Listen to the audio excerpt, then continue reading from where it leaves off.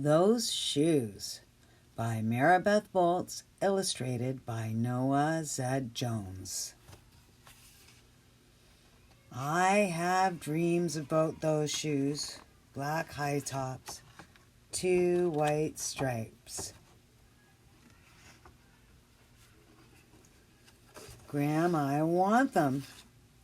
There's no room for want around here, just need, Grandma says. And what you need are new boots for winter.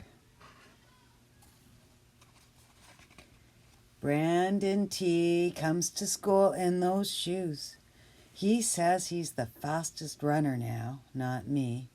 I was always the fastest before those shoes came along. Nate comes to school in those shoes. Antonio and I count how many times Nate goes to the bathroom.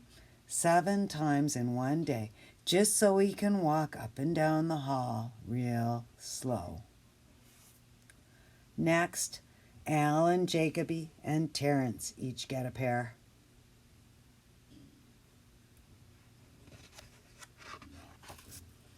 Then one day in the middle of kickball, one of my shoes comes apart. Looks like you could use a new pair, Jeremy, Mr. Alfrey, the guidance counselor, says. He brings out a box of shoes and other stuff he has for kids who need things. He helps me find the only shoes that are in my size. Velcro, like the ones my little cousin Marshall wears. They have an animal on them from a cartoon I don't think any kid ever watched. When I come back to the classroom, Alan Jacoby takes one look at my Mr. Alfrey shoes and laughs, and so do Terrence and Brendan T. and everyone else. The only kid not laughing is Antonio Parker. At home, Grandma says, "How kind of Mr. Alfrey." I nod and turn my back. I am not going to cry about any dumb shoes. But when I'm writing my spelling words later, every word looks like the word shoes, and my grip is so tight on my pencil that I think I might bust. On Saturday, Grandma says, "Let's check out those shoes you're wanting so much. I got a little bit of money set aside. Might be enough. You never know." At the shoe store, Grandma turns those shoes over so she can check the price, and when she sees it, she sits down heavily. "Maybe they wrote it down wrong," I say, and Grandma shakes her head. Then I remember the thrift shops. What if there's a rich kid who outgrew his or got 2 pairs for Christmas and had to give one of them away? We ride the bus to the first thrift shop. Black cowboy boots, pink slippers, sandals, high heels, every kind of shoes except the ones I want. We ride the bus to the second thrift shop. Not a pair of those shoes in sight. Around the corner is the third thrift shop.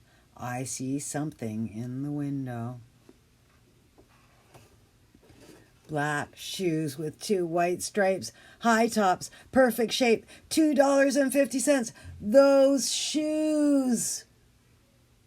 My heart is pounding so hard as I take off my shoes and I hitch up my baggy socks. "How exciting," Grandma says. "What size are they?"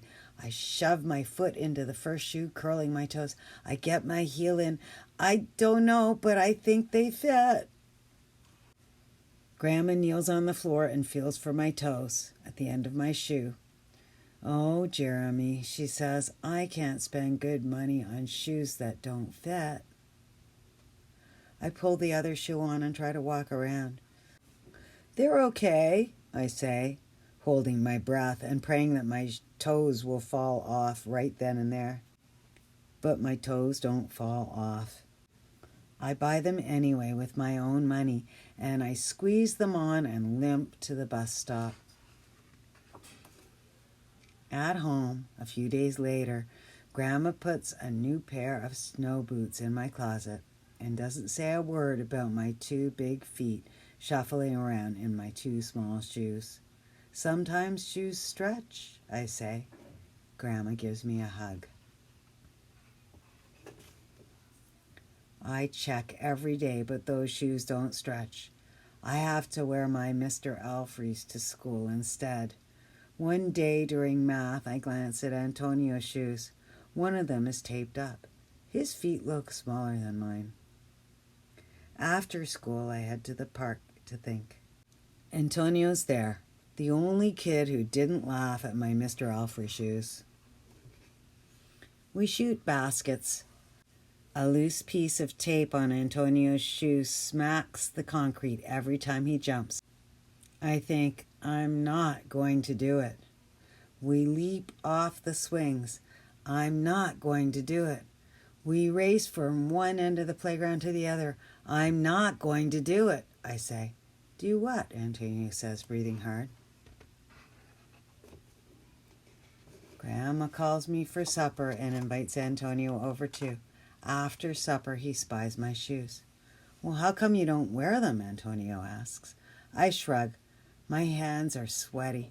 I can feel him wishing those shoes were his. That night, I am awake for a long time thinking about Antonio. And when morning comes, I try on my shoes one last time. Before I can change my mind, the shoes are in my coat. Snow is beginning to fall as I run across the street to Antonio's apartment. I put the shoes in front of his door, push the doorbell, and run. At school, Antonio is smiling in his brand new shoes. I feel happy when I look at his face and mad when I look at my Mr. Alfrey shoes.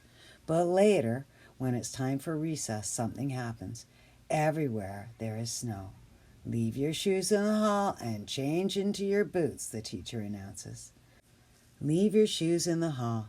It's then that I remember what I have in my backpack. New boots.